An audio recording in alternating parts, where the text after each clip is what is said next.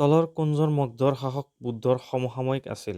Option আছে ক চন্দ্ৰগুপ্ত মৌৰ্য, খ বিম্বিসাৰ, গ মহাপদ্ম নন্দ। শুদ্ধ উত্তৰটো হৈছে খ বিম্বিসাৰ। প্ৰাচীন মুদ্ৰাত বিনবজোৱা অৱস্থাত দেখুৱাই মুদ্ৰিত কৰা ৰজাজনৰ নাম কি?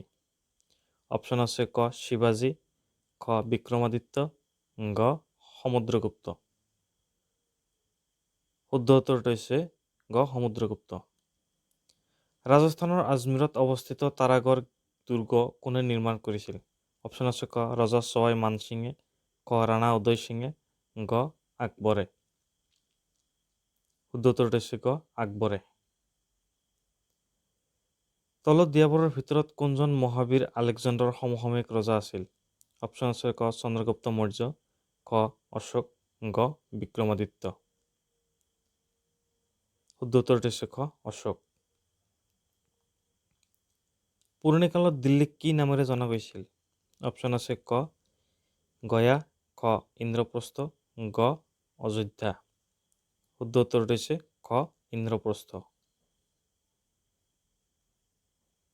ভাৰতৰ নেপোলিয়ন বুলি কাক কোৱা হয়?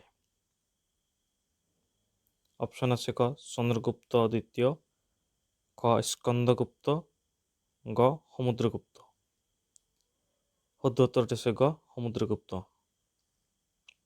মগধ নামৰ ঠাইখিনি কোন ৰাজ্যত অৱস্থিত? অপশ্যন আছে ক বিহাৰ, খ মধ্যপ্ৰদেশ, গ পশ্চিম বংগল। শুদ্ধ উত্তৰটো হৈছে ক বিহাৰ। দিল্লীৰ তুগলক বংশৰ শেষৰজন চুলতান কোন আছিল? অপশ্যন আছে ক ফিৰোজ শ্বাহ তুগলক, খ দ্বিতীয় গিয়াছুদ্দিন তুগলক শ্বাহ, গ নাছিৰুদ্দিন মাহমুদ। শুদ্ধ উত্তৰটো হৈছে গ নাছিৰুদ্দিন মাহমুদ। সীমান্ত গান্ধী ৰূপে খ্যাত ব্যক্তিগৰাকী কোন? অপশ্যন আছে ক খান আব্দুল গফুৰ খান, খ মহম্মদ ইকবাল, গ মহম্মদ আলী জিন্না। শুদ্ধ উত্তৰটো হৈছে ক খান আব্দুল গফুৰ খান।